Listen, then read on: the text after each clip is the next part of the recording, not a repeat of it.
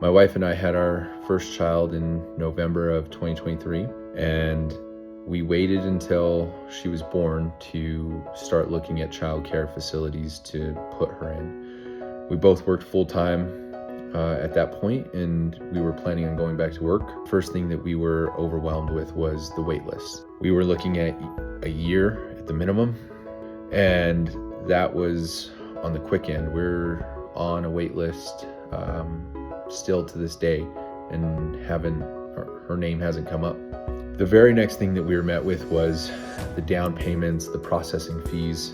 You have to pay a processing fee essentially to hold your spot and guarantee that spot a year in advance.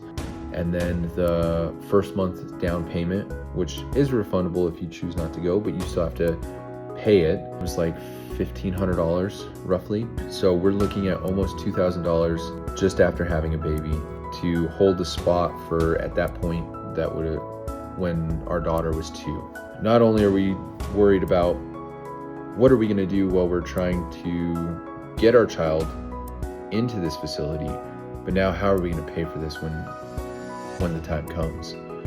And our childcare situation right now is chaotic. So that's the current day stressor, but the future stressor is the monthly payments and the continual increase in childcare.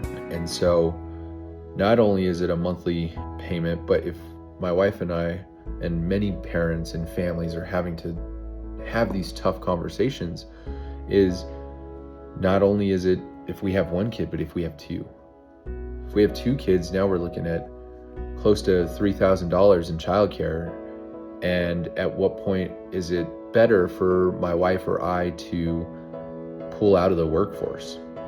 So those are a lot of the different issues that we're having to face as a family in 2025, trying to deal with childcare.